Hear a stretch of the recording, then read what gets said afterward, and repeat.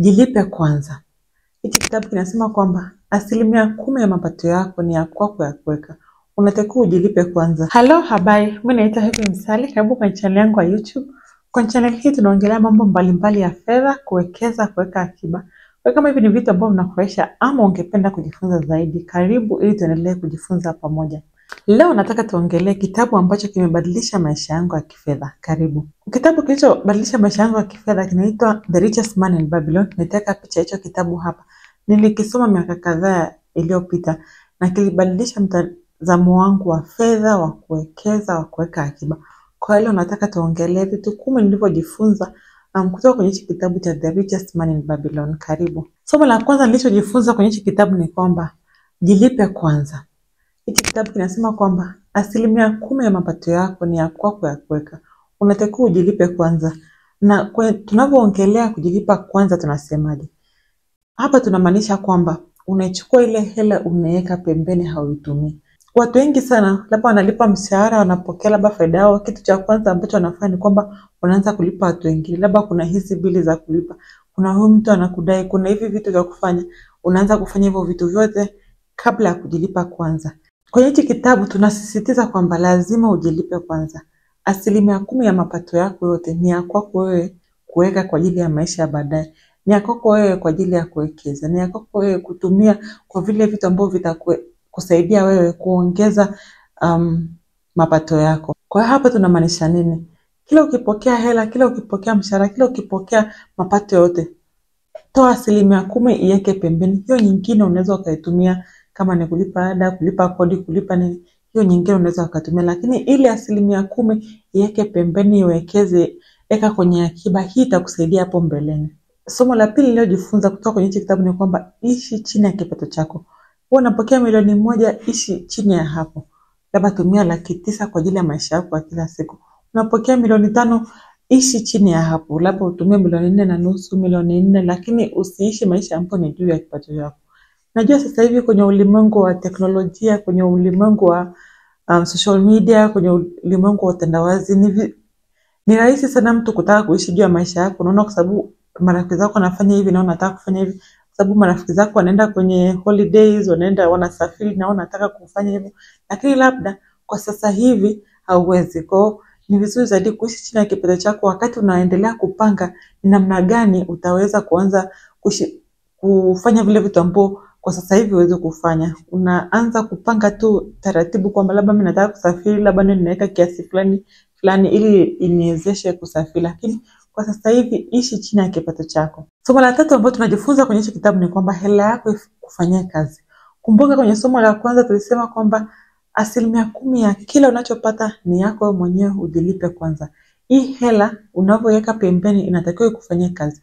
Usichukue tu hela ikae bure, haifanyi chochote, labda tu inakaa benki kuanzia mwanzo wa mwaka mpaka mwisho wa mwaka iko hapo. Hapana, ianze kukufanyia kazi. Je, kuna biashara ambayo unataka kuwekeza, kuna hisa unataka kununua, kuna dhamana za serikali unataka kufanya, au hata tu unaweza kuongea na benki yako uwaulize, je, nikiweka labda savings account nitapata faida ya shilingi ngapi? Kwa hiyo hela yako isikufanyie kazi, isikae tu hapo hapo.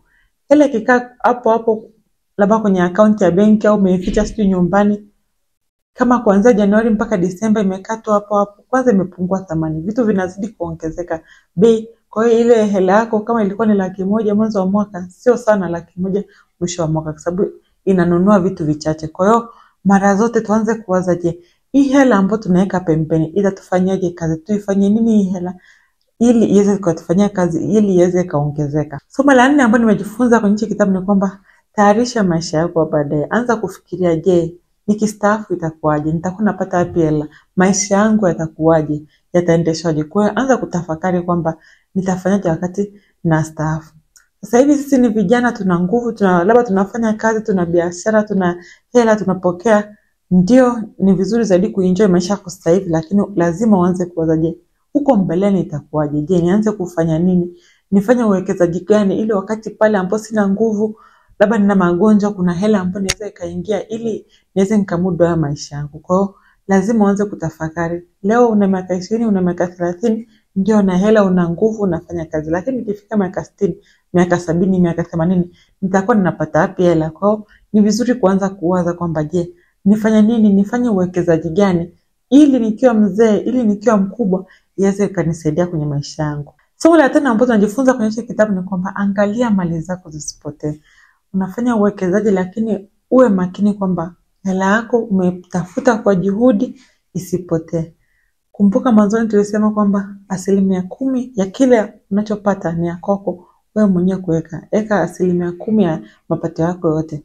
Lakini tunavyoanza kuwekeza labda kwenye biashara, tunaweza kuwekeza kwenye vitu mbalimbali, lazima tuwe makini ili hela isipotee. Nakumbuka kwenye hichi kitabu alikuwa anaelezea kwamba ndio alikuwa ameshaanza kukusanya hela kwenye ile 10% aliyokuwa anaweka ikawa kubwa, akampa mtu. Huyo mtu kumbe hiyo biashara aliyokuwa anataka kufanya hata kumbe alikuwa haijui vizuri. Mwisho wa siku ile hela yake ikapotea. Kwa hiyo wewe unaweka 10%, umeweka kwa muda mrefu, yani hela ambayo umetafuta kwa uchungu afu ghafla inapotea. Kwa hiyo ni vizuri zaidi kutafakari kama hujafanya uwekezaji, huu uwekezaji unauelewa? Huyo mtu unayempa labda hela yako labda afanyie biashara, je, anajua hiyo biashara anayofanya ni mtu wa kuaminika? Kwa sababu hutaki kuweka hela yako labda leo na milioni 10 unampa mtu mwingine labda afanyie kazi ghafla imepotea, au unamkopesha mtu ghafla inapotea. Kwa lazima kile kidogo ambacho tunacho tumeweka akiba lazima pia tuweze kukilinda. Kabla ya kufanya uwekezaji wote, uwe unajua kwamba hii hela yangu kweli iko salama, itarudi. Ndio maana pia kuna wataalamu wa mambo ya fedha, kuna washauri. Ni vyema zaidi ukaongea na mshauri, ukamuuliza maswali yako yote ili uweze ukaelewa uwekezaji kweli mnauelewa, kweli hela yangu iko salama au itapotea. Somo la 6 ambalo tunajifunza kutoka kwenye hiki kitabu ni kwamba miliki nyumba yako. Anza kutafakari, je, nifanye nini ili niweze nikamiliki nyumba ambayo nitakuwa ninaishi? Ndio nyumba ni za gharama sana, ni hela nyingi sana kuwa na nyumba, lakini ni vizuri zaidi kuweza kumiliki nyumba. Na najua sasa hivi sisi ni vijana, bado labda hatuna hela ya kutosha, lakini ni vizuri kuanza kuwaza, je, nitafanya nini ili angalau niweze nikamiliki nyumba. Ukiwa kijana labda unapokea hela, lakini unaweza ukiwa mzee ukistaafu kama hujamiliki nyumba yako inaweza pia ikawa shida zaidi, na kama hauna uwekezaji wa kutosha ili uweze ukalipa kodi. Kwa lazima tuanze kutafakari, nifanye nini ili niweze nikamiliki nyumba yangu. Nyumba ni kitu kikubwa, ni investment kubwa sana, inahitaji hela nyingi, lakini lazima pia tuanze kuwaza nifanye nini. Hivi nikiwa na miaka 50 nitakuwa naishi wapi? Je, labda leo nimepanga nikiwa na miaka 50 kweli bado nitaweza kuwa na hela ya kuweza kulipa hii kodi? Kwa lazima tuwazi. Hichi ni kitu ambacho mimi mwenyewe binafsi pia nimeanza kutafakari kwamba je, nifanye nini ili niweze nikamiliki angalau nyumba ambayo ninakaa. Somo la 7 ambalo tunajifunza kutoka kwenye hiki kitabu ni kwamba jiwekezee. Yani kwa Kiingereza tunasema kwamba invest in yourself. Anza kutafakari, je, ni ujuzi gani ambao utanisaidia ili niweze nikatoka hapa kwenda hapa ninapotaka kwenda?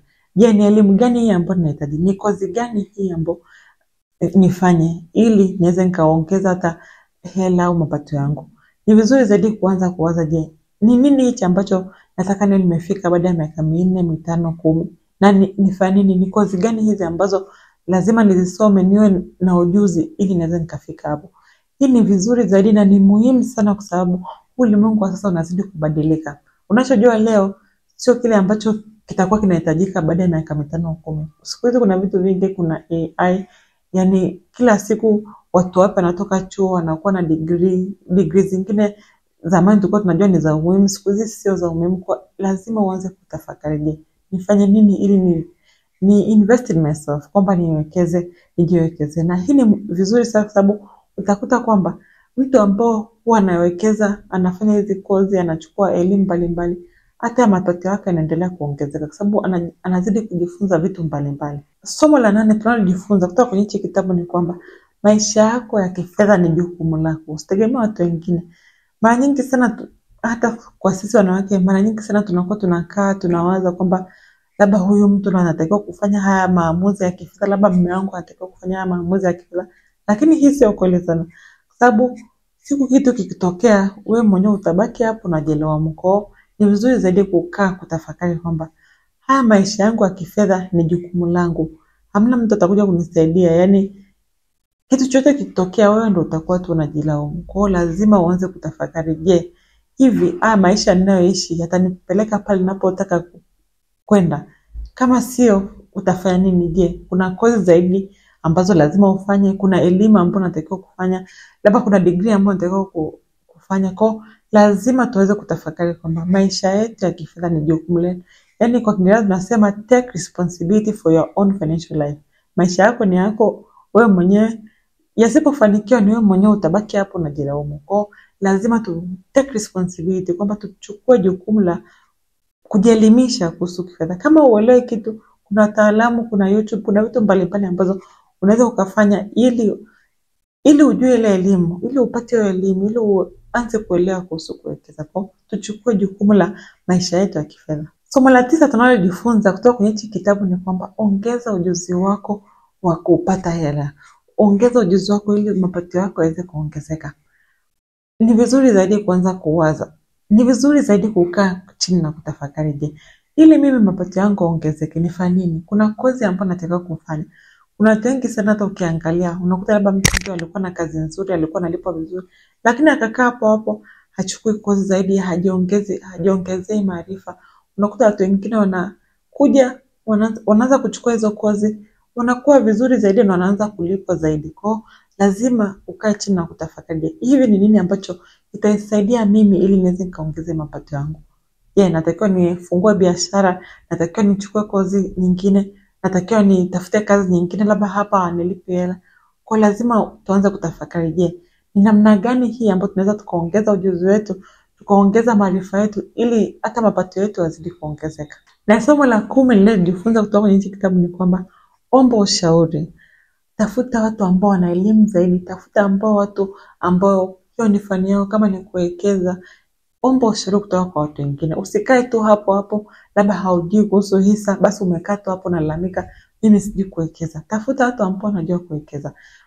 Kwa mfano unataka kujifunza kuhusu kitu, tafuta watu ambao wanajua kuhusu hicho kitu wakufundishe. Kuna kozi mbalimbali. Siku hizi unaweza ukakaa tu nyumbani ukatafuta kozi online ukajifunza. Kama hujui kuwekeza kuhusu hisa, kuna kozi mbalimbali ambazo unaweza kufanya ili uweze kujifunza kuhusu kuwekeza. Kama hujui kuhusu dhamana za serikali, tafuta watu ambao wanajua kuhusu hizo dhamana za serikali. Tafuta mtaalamu wa kifedha. Ni mara nyingi sana na ni vizuri zaidi kuweza kukaa chini na wale watu ambao wanajua zaidi, watu ambao wamefanikiwa. Mara nyingi sana sisi vijana unakuta tu tuko pale na watu wale. Kuna watu ambao tunawajua kwa miaka 10, 20, tumekaa tu pale, hata mapato yetu yaongezeke sababu wale watu ambao tunakaa nao mapato yao ni kama tu ya kwetu. Kwa lazima uanze kutafakari, hivi watu waliofanikiwa ni kina nani? Je, naweza nikawapata, naweza nikakaa nao nikaongea? Na cha umuhimu zaidi ama kizuri zaidi ni kwamba sio lazima uonane nao. Kuna vitabu vingi sana vya kusoma. Wewe soma vitabu, utakutana na watu ambao wanajua zaidi kuhusu kuwekeza, wanajua zaidi, wamefanikiwa zaidi. Utajifunza mambo mawili matatu ambao ukiyatumia wewe mwenyewe unaweza ukafanikiwa. Haya ndio yote kwa leo. Haya ndio masomo 10 niliyojifunza kutoka kwenye kitabu cha The Richest Man in Babylon. Kama umesoma hichi kitabu na kuna vitu vingine ambavyo umejifunza, unaweza kuongeza hapa chini kwenye comment section. Kama umefurahi video na hujasubscribe kwenye channel yangu, tafadhali subscribe. Tutakutana tena wiki ijayo. Kwaheri.